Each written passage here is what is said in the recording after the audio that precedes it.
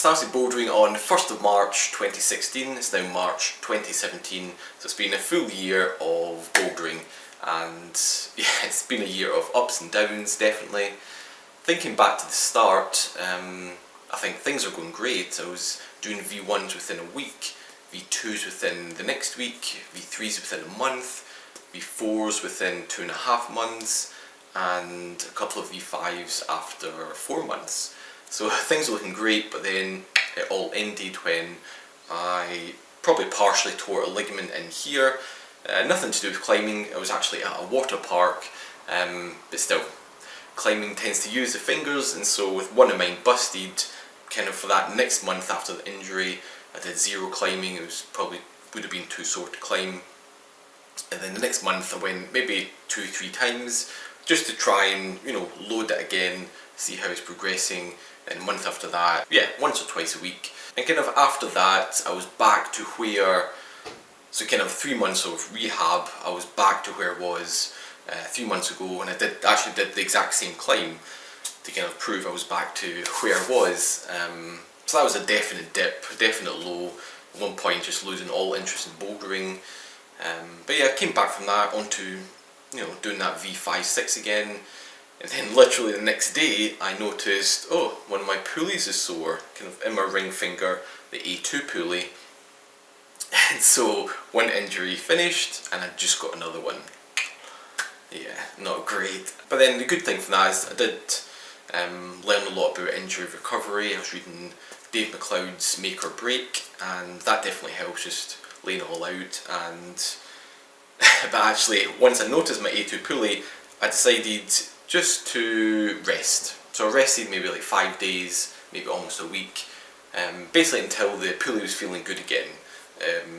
I noticed it just being tender from touching, and once it stopped being tender, I went back, but by the end of that session, it was tender again. Then I took 2 weeks off, like a full 14-day break, complete rest pretty much, and it was feeling perfect. The pulley, I thought, brilliant, it's recovered, it's healed. Then went back climbing and bouldering, and yeah, sore again by the end of the session, or at least it's tender to touch. Yeah, so that's terrible. I mean, this is not good.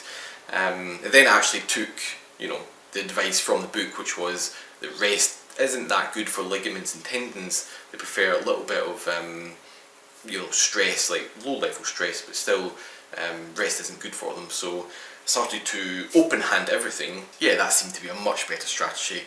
Obviously I dipped, you know, couldn't go straight back to doing V5s open-handed, but over the next few months I think I built it back up to the point I was doing V5s, basically the end of the session, no tenderness. So I started introducing a bit of crimping again, and that's how I got back to the V5s and 6.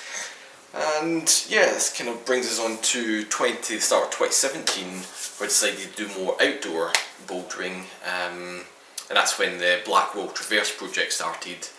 It was just looking very good at the start, good progress first 2 sessions, then the 3rd session I kind of just messed it up by, well, just becoming overconfident, thinking I was going to send it that session, no problem. And then when I didn't, I was feeling a bit weak. Yeah, led to a lot of frustration and kind of messed up that process. But eventually I did send it. Got my first outdoor V5, which was great.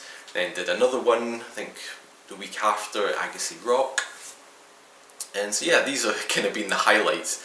Doing outdoor V5s, and then just, you know, actually saying that, I mean, there's lots of, I get a lot of enjoyment from doing, basically just doing problems well, having very precise foot placements, being in control, kind of the whole problem flowing. I definitely like the feeling of doing a problem and just thinking that was just almost as efficient as it could possibly be, almost like mastering that problem, just a small little thing, but definitely get a lot of enjoyment from that.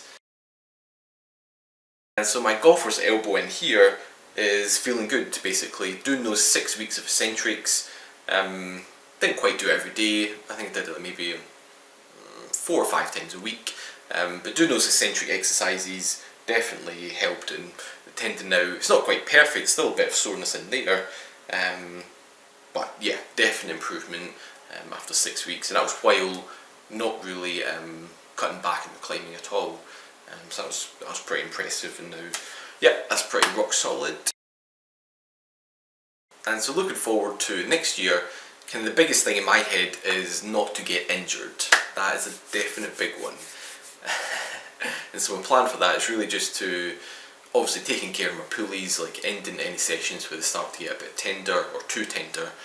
I'm probably going to start an antagonist exercise program, probably just once or twice a week, nothing too intense, but just to target, you know, the forearms, keeping up the now becoming prehab on my golfer's elbow, you know, training up my extensors and shoulder work, things like that, and triceps as well.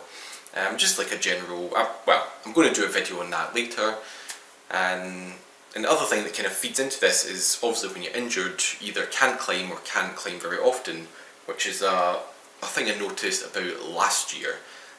In total, I did for the whole year only 73 climbing sessions. That includes indoors, outdoors, everything, which isn't a lot. I think the average then becomes 1.4 a week, which is not good. And even if I take out that 3-month chunk where it was this finger injury, I take that away, it's still that left like 63 sessions, which is only like 1.6 a week. If that's too low, I want to push that up to probably 3 would be ideal. But then that might create a problem, which is if I'm going hard 3 times a week, that's maybe too much. And so probably one of those sessions out of every week, probably change, will just be, if I'm not feeling fully recovered, I'll just make it a light session where I'll do more for volume, do easier problems, and with that I can focus more on technique, you know, body movement, positioning, tactics, just like trying to plan out a problem, solve it, then flash it. I can do things like that in these light sessions, not always go hard projecting at my limit. Yeah, so that's a kind of rough plan going forward to my second year of bouldering. More details will come, obviously, the plans could change and different things are going to happen, but that's the rough plan. And finally, I'm going to do the grip test. I've not did this in ages. The last one was the 7-month update, so that's what, 4 months ago, no, 5 months ago roughly, well, whatever. It's been a while, so I'm going to do this again. And the other thing I realised was on my 7-month update, it was literally the next day that I felt my pulley soreness. And at the time I couldn't quite explain why I actually got a bit of a strain in my pulley, because the session seemed fine. And so the kind of what I settled on was that I just came back after this injury, I came back maybe too quickly and I put too much strain in the pulley. So that was my kind of explanation. And what I realised thinking about this was I so stupidly went to max without warming up. Such a stupid move. And so this happened to the 7-month update, went max in both hands without warming up. Then the next day is when, after that session, I noticed this is when the pulley was sore. So I'm sure this contributed badly. Maybe not the complete cause, but I mean, yeah, how stupid, not warming up to go max. Yeah, so I'm just going to go and actually warm up properly, just get my body up to temperature, then do some warm up actual crimps, and then test max like a pro. Okay, so now that I've actually warmed up, let's do the test then. I'll do right hand first, half crimp. Okay, that's at 43.6, and tested it last time, month 7 was 36.7. But actually, the highest, this is funny because the highest I ever tested was actually month 2, which was 42.7. So yeah, slight improvement then at month 12. So let's go left hand. Left hand 44.4. And so the highest, month 7 was actually 30.3, which is quite low compared to my right hand. But actually my highest ever was month 2, 40.5, so beating that out with 444. Okay, so on to pinch. Oh, I feel so weak.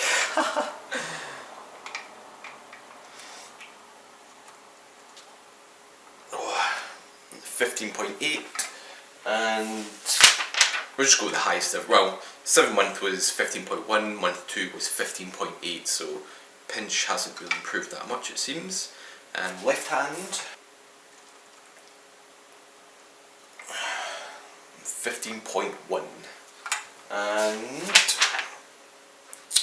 actually month 7 was 15.5, the highest ever was 15.7, so 0.6 off. Not too bad. And then just the standard grip, just to see if there's any difference there.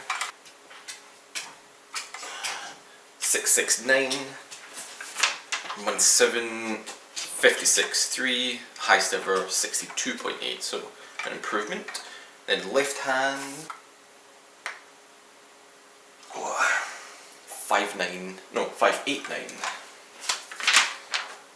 and month 7, 56.2, highest ever 57.6, and I got 58.9.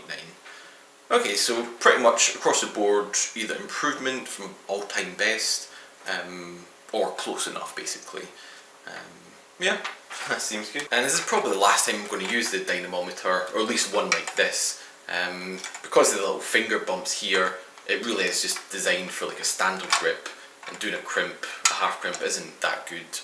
You can also like vary kind of like where you actually put your fingers, there's no like back part. So it's not very like standard, a good standard to use. And also it does, basically the white, this part here actually moves. So basically you're really testing your concentric strength in motion really. But obviously when you're crimping on a rock, the rock does not move. Whereas this one does. So it's not a perfect example, so probably the last time I'm going to use it, and instead any future tests I'll do on like a fingerboard or something, or with pinch blocks. And so that's my first year in bouldering complete. Going from VBs and V0s to V5s now, including some outdoor ones, which is nice. But it definitely feels like I'm just getting started, because of like the injuries and delays last year of not really putting in enough volume or frequency, only going like average 1.6 a week or 1.4. Yeah, so this year going more, doing some antagonist work hopefully should help with the injuries, and maybe get a bit more structured training, which nothing right now, but I can definitely see that happening, maybe in 6 months time or something. Yeah, so first year over, to the future now.